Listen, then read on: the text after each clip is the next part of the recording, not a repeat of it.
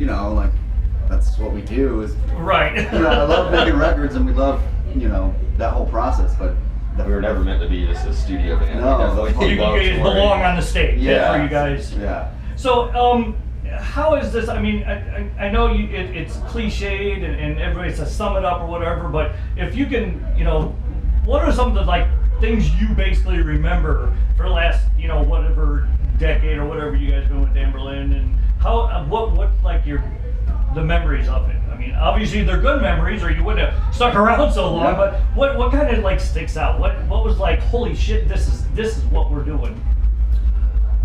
There's just been there's so many moments. It's just you know, like the first time we played Russia as a band, it was like, yeah, we are in a band that just got asked to fly to Russia and play a show, you know? Or like going into playing in China, you know. It's especially being, you know, 80s babies. It's like in the early 80s. Like when I grew up, it was like you couldn't even go to Russia. You know, I know, yeah. So, you know, that was never even a concept when you were younger. Like, man, I'd really like to go.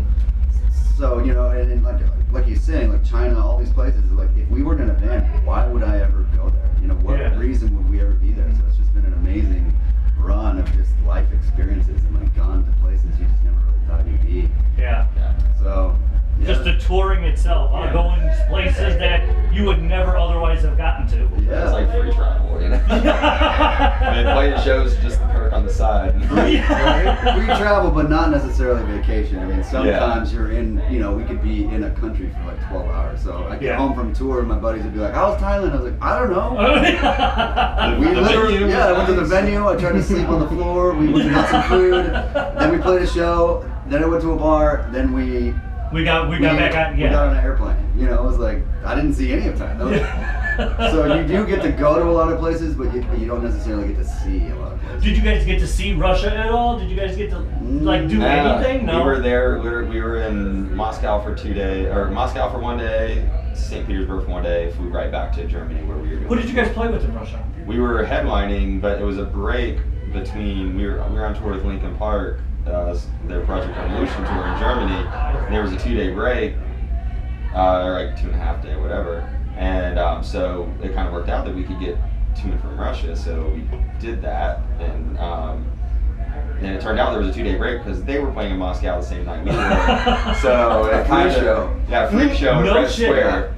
So it kind of interfered with our show a little bit. We still had a great show, and the promoter understood. He's like, he's so like this show would have sold out if it hadn't been for Linkin Park, you know. Yeah. But yeah, it was. I mean, we just went over there for the first time by ourselves. And we had great shows, and it was kind of a surprise. It's like the first time we went to Australia and we sold out venues. We were like, this is for us. So this is weird, you know. We didn't even have I don't think we have albums released in those countries. You know, Australia has such a kick-ass rock and metal scene. Oh yeah. God, we get so many bands from there that just, can you play us? Would you please? Hell yeah, we'll play. You guys are fucking awesome. Yeah. Why wouldn't we play you guys? Yeah, some of the biggest bands in Australia are metalcore bands. Yeah. Like Parkway Drive, I've heard multiple times. It's like one of the biggest bands in Australia. There's a band I'm interviewing again from Australia next Monday, and it's 9 a.m. I have to interview them because it's 11 p.m. their time. Oh yeah. So I did it before, and that's how we had to do it. I was in the morning, and they were at middle of the night. So, but so what do you guys? You guys are on the full Warped Tour, and then after that, you guys gonna push the album? You guys gonna headline the tour and? Yeah, we're doing some international headlining dates. Going right into those when this tour ends, we fly straight to the UK from the last date of this tour. Okay. And we're doing international stuff. It's kind of like our farewell tours and the places where we, you know, are kind of like our bigger markets. Unfortunately, can't hit everywhere, you know, that we've been in the past 12 years. But and then we come back. And we start, the 1st of October, we started our final U.S. run, and it's about 7 weeks worth of shows. And home by Thanksgiving. Yeah, home by last show before Thanksgiving. Is it really? Yeah. Wow. I'm gonna have to try and hook you guys up in England, because we have a DJ in England. Cool. And it's funny because he goes on at noon his time, which is 6 o'clock in a.m. and Right. our Yeah. time. But yeah, I'm trying to find out exactly what city he's in, so maybe he can find you guys out there. Because yeah, he's we call it is roadkill. Right. Is his on-air name, but Nice. but yeah, I'll try and get you guys hooked up over there. He can get an interview with you guys. That'd be great. Because that would be great getting on your last leg of the tour, and you guys. So what is after it's over? What are you guys gonna do? Are you guys just gonna kind of go home, relax, and breathe a little bit before maybe another project, or Maybe take the holidays off, but Yeah. definitely trying to. Yeah, there's not really.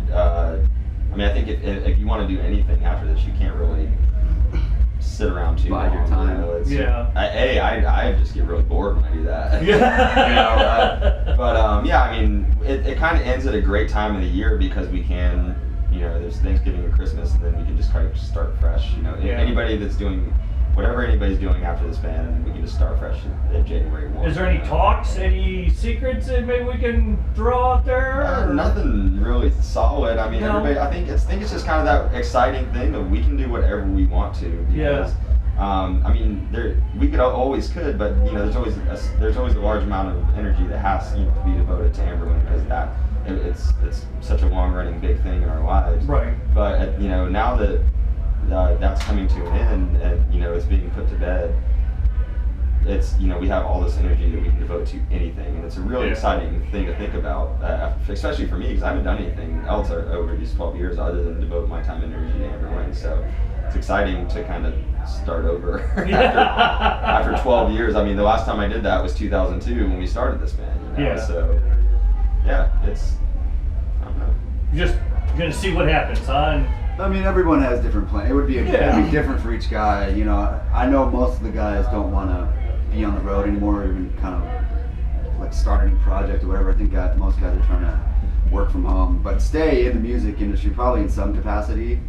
I think Dion and I are the only guys that want to keep touring and playing and that kind of stuff.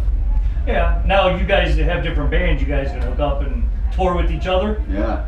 Yeah. Like I said, whatever we want to do, man. Yeah. It's great. It's Blank really slate. cool. It's a blank slate, which it sucks that Anberlin is in it. It really does. I mean, that's not what I want at all. But if it is the case, having a blank slate is actually extremely refreshing because you don't have any preconceived. No one will have any preconceived notions, or it's like for Anberlin's band, it's been a band for so long. We've grown so much, so we're not the same band that started in 2002, but a lot of people look at us through the lens of what they thought of the band in 2002. They're like, oh, that Christian emo band. And it's just like, we're not that at all. You know what I mean? It's like, to judge us off of our first record after 7 records is so bizarre to me, but that's just how it is. That's just bands, you know what I mean? As much as you may progress and as like interesting and like developed your sound might become, people will always be like, oh, that Christian emo band. It's just, so it's nice to not have that kind of, not necessarily hanging over you, but there's just, you're starting fresh and there is no judgment. You don't have that whatever weight or, that lens that people are looking at you through. So Yeah. It goes from side project to new project, which is this huge difference. People I don't think, it's like compare the same as and you're not being judged on what your main project is because there is no more main project. What I mean? Any guys that are in this band now that have had side projects, just like, oh, it's the side project from the dude from Anberlin. Right. You know what I mean? Because he's in Anberlin and this is his side thing. you know? Now it's just, this is you. Yeah. And that's how it's gonna go, huh? Absolutely. So well, that's good. It's good to get a new slate, like you said, and be able to do what you want, get a whole different sound, and really kind of take on a whole new persona of what you want to do. Absolutely. So where are you guys from? Where are you going home to after the tour's over to? I'm from Seattle originally. I just moved to St. Petersburg where Dion lived as well. Oh, okay. St. Petersburg, Florida. Our drummer lives in Tampa. Our singer lives in Nashville now. Our other guitar player lives in Austin. But we're in Florida. Okay. We're getting a lot of bass from that. Yeah, I'm watching the game. I'm like, holy shit, that's not us talking. No. But so when you guys are gonna be in the UK, when is the final dates here in the US? It'll be October through Thanksgiving. Yeah. Okay. Essentially. And then that right before Thanksgiving, you said that's your last day. Show, yeah. Where's that at? It'll be in Orlando. Oh, it's gonna be okay. Yeah. So it's gonna be at home. The last few shows are in Florida. So. Yeah. So we're going home. So everybody, yeah. Yeah, it's gonna be intense. We kind of talked about it. I mean, just offhand, like, man, it kind of would be awesome to not end at home because it's gonna feel really weird going home after that last show. You know? Yeah. But at the same time, having your final show at home is, you know, it's very appropriate. Yeah. You know, that's where we started and that's where we should end. You know, it's. Yeah. Well, I mean, it is kind of what your fans, your home base fans would expect, you know. Yeah. So If it is we probably. didn't do it there, they'd be like, "What? What? Last show in Denver." Yeah, we They'd be like, "Why Denver?" We made our first show in Orlando, so, you know, it's very fitting to do. If we were to pick it by like biggest market, we'd probably do it in Salt Lake City. Honestly, for some reason we're like massive in Salt Lake City. Yeah. Really? Yeah, we'll sell more tickets there probably than anywhere on Wow. tours usually. Salt Yeah. Lake City. It's super random, but it's great. We love that city. Hey, whoever buys the albums, let's go. Yeah. Highest bidder, last show. Yeah. That's what we should have done. Yeah. Maybe do like a day off show over there, kind of like in between, and maybe sneak up on them. We'll do an eBay auction of our last show location. There you go. Oh yeah, all of them to get together and just throw all their money in there.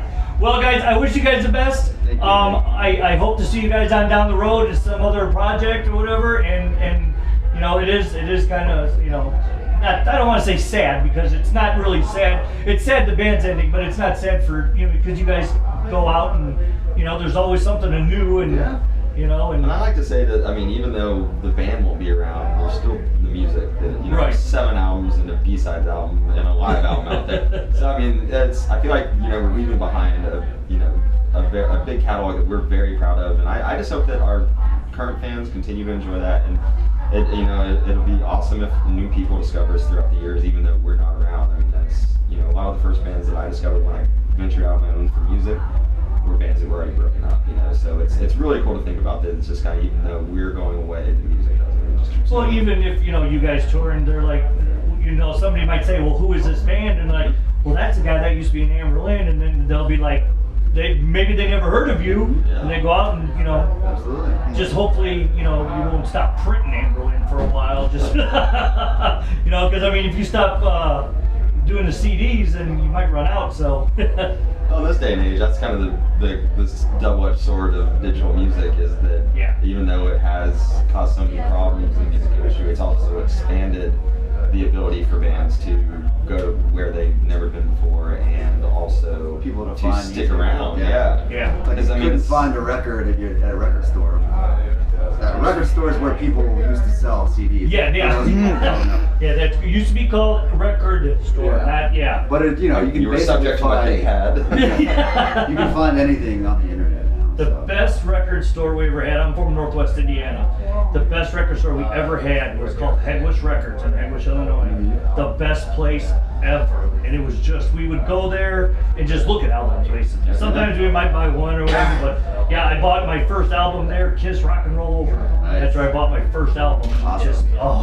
And we just love going there. What's you know? weird to me is kids, they're like the younger generations aren't gonna have that experience, and it's a weird thing because I used to do the same thing. Just go to the record store and just look through, just Buy like albums based on album covers. Or album Yeah. covers, like the label they were on, album covers, and like, or if I was looking through a band that I liked, their thank yous, I'd go and check out all the bands they thanked. I'd be like, oh, I've never heard them, and like, Yeah. go look, you know. And it's weird to me that kids these days won't really have that experience. You know what I You mean? go It's there like- and say, what is Eddie gonna look like this year, or on this album cover for Iron Yeah, Maiden, yeah. or what is Dio looking like? You know, what's his art? You know, and It's like kids are looking at music on a computer screen and like a little thumbnail of artwork. They used to mean a lot. You know what I mean? It's like I used to like sit on my bed and just read through, you know, the book and just look at the art and like take it all in. It's like a full experience while listening to the record, and it's like I don't really think that happens anymore. Not so much. You know. I had Pink Floyd's The Wall opened up on my